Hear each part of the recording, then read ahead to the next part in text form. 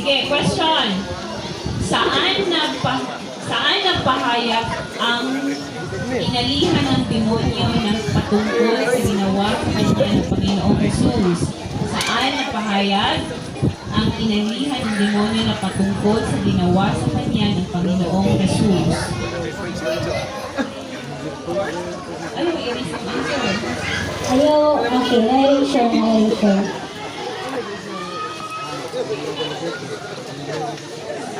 The correct answer. Okay, the correct answer is.